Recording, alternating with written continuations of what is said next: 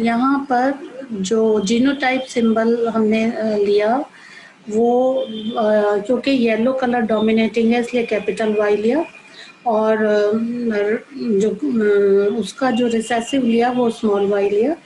क्योंकि round shape dominant है इसलिए कैपिटल आर लिया, और स्मॉल आर जो है रिंकल के लिए लिया। तो जो जीनोटाइप होंगे पेरेंट्स के वो हम लिख सकते हैं capital R, capital R, capital Y, small R, small Y and small Y. तो जब हमने इनको क्रॉस कराया तो F1 जनरेशन में जो जीनोटाइप होगी वो होगा capital R, capital Y, small Y. और इनको जब सेल्फ पॉलिनेटेड कराया, सेल्फ फर्टिलाइजेशन, जब इनको पॉलिनेशन कराया तो F2 में ये रेशो आएगी जो हमने पुनेट स्क्वायर से फाइंड आउट की। तो यहाँ पे आप देख रहे हैं ये पेरेंट में round colour and round shape and yellow colour के सीड्स थे, इनके ये गैमीट्स हैं कैपिटल आर, कैपिटल वाई। और ये रिंकल ग्रीन थे, इसके गैमीट्स हैं small R and small Y. F1 में राउंड एंड येलो सीड्स वाले प्लांट्स अपेयर हुए थे, और जब उनकी सेल्फिंग हुई तो ये पुनेट स्क्वायर से आप ये देखेंगे। इसको लिखने का ढंग सिंपल है। आपने क्या किया कि आपने इसको यहाँ पर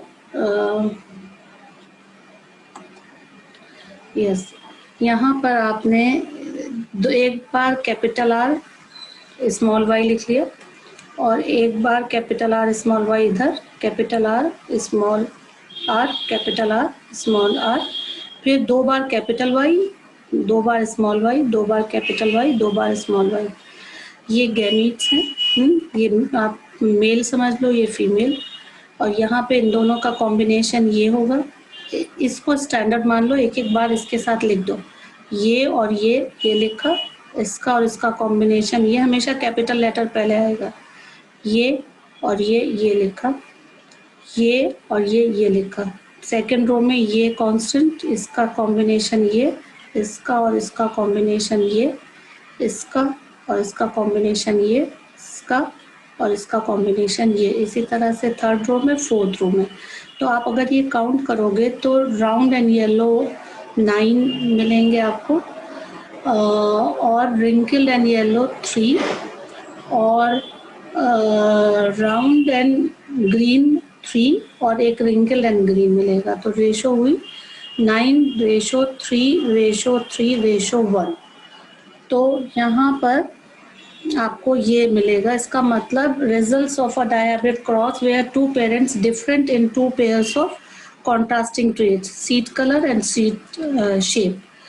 तो लॉ ऑफ इंडिपेंडेंट असॉर्टमेंट क्या कहता है? लॉ ऑफ इंडिपेंडेंट असॉर्टमेंट के हिसाब से आप ये बोलोगे कि जो when two pairs of traits are combined in a hybrid, segregation of one pair of character is independent of the other pair of characters.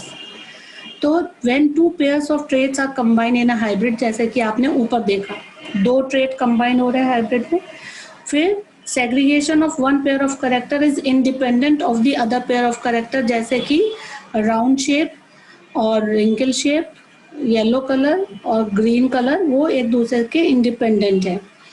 तो डाई हाइब्रिड क्रॉस में आपने कॉम्बिनेशन देखा, राउंड ग्रीन भी दिखे, रिंकल येलो भी दिखे, है ना, क्योंकि ये independent assortment of traits show करता है। कि आपने कहा कि segregation of one pair of character is independent of the other pair of character, इसलिए ये सेग्रीगेट हुए। जैसे कि यहाँ पे देखा कि 9:3:3:1, इसमें आपने देखा कि कौन से कलर के थे, कि राउंड येलो भी थे, रिंकल येलो भी थे, राउंड ग्रीन भी थे, रिंकल ग्रीन भी थे। तो ये एक दूसरे के इंडिपेंडेंट होते हैं, वो सेकेंड जनरेशन में अपेयर होते हैं। ठीक, तो यहाँ पर क्रोमोसोमल थ्योरी ऑफ इनहेरिटेंस क्या है? क्रोमोसोमल थ्योरी ऑफ इनहेरिटेंस, जब हम बोलते हैं chromosomes as well as genes both occurs in pair. ठीक, the two alleles of a gene pair are located on the same locus of homologous chromosome. मतलब 2 alleles होते हैं जीन पेयर में, आपने जैसे कैपिटल टी देखा, और वो लोकेटेड होते हैं on the same locus on homologous chromosome. तो यहाँ पर कुछ साइंटिस्ट आए जिसमें कि 2 साइंटिस्ट जो थे, जो बायोलॉजिस्ट जो थे, उन्होंने, जिनका नाम सुटेन एंड बोवेरी थे, उन्होंने आर्ग्यू किया that the pairing and separation of a pair of chromosome would lead to segregation of a pair of factor they carried. तो यहाँ पर जैसे कि मेंडल ने कहा था कि जीन्स को फैक्टर कहा था, ठीक है, वो और बाद में इसको हमने जीन बोला। तो ये जो 3 साइंटिस्ट आए और जिन्होंने मेंडल के काम को दोबारा से करके देखा, उन्होंने इनका नाम है डी वेरिस, कोरेंस एंड टेस्मार्क। ये इन्होंने रीडिस्कवर किया मेंडल के रिजल्ट को on the inheritance of characters. तो इस टाइम पे एडवांसमेंट हो गया था माइक्रोस्कोपी में, माइक्रोस्कोप अच्छे पावरफुल माइक्रोस्कोप आ रहे थे, तो सेल डिवीजन को ऑब्जर्व कर सकते थे, तो न्यूक्लियस का स्ट्रक्चर प्रॉपर समझ में आ रहा था, है ना। तो ये न्यूक्लियस जो है वो डिवीजन हम देख पा रहे थे, न्यूक्लियस का सेल डिवीजन देख पा रहे थे उसके अंदर हमने, और एक थ्रेड लाइक स्ट्रक्चर्स अपीयर हो रहे थे at the time of cell division, उनको हम क्रोमोसोम्स बोल रहे थे। तो क्रोमोसोम्स जो हैं वो मूवमेंट हमने देखा ड्यूरिंग मियोसिस, वो भी वर्कआउट हुआ। तो ये जो 2 साइंटिस्ट थे, वेल्टर एंड थियोडोर बोवेरी, इन्होंने देखा कि behaviour of chromosomes was parallel to the behaviour of genes. जैसे कैसे पैरेलल है कि जब principle of inheritance and variation की जब हमने बात की थी, तो यहाँ पर अगर आप देखेंगे ये वाला, ये 2 ये मियोसिस की फेज 1 दिखाई, ये इन्होंने क्रोमोसोम्स दिखाया है ना, और यहाँ पर बाइवेलेंट क्रोमोसोम दिख रहे हैं येलो कलर से ब्राउन कलर से मियोसिस में, और ये सेग्रीगेट हो रहे हैं, ये जर्म सेल्स बन रही हैं। जर्म सेल्स में हाफ नंबर ऑफ क्रोमोसोम्स हो जाता है। तो meiosis and germ cell formation in a cell with 4 chromosomes, ये 4 क्रोमोसोम से दिखाया गया है।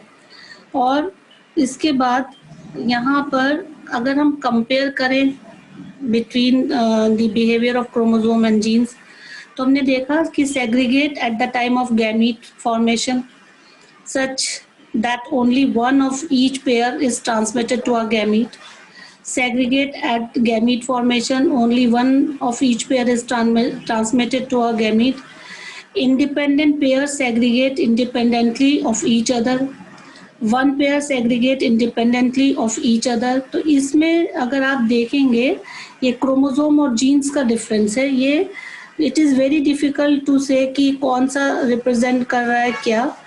तो कॉलम ए और B represent the chromosomes and which represent the gene. तो ये बहुत मुश्किल है आइडेंटिटी, क्योंकि इनका दोनों के फीचर्स सेम आप देख रहे हो। तो यहाँ पर सबसे पहले हमें लिंकेज एंड रिकॉम्बिनेशन में हम बात करेंगे।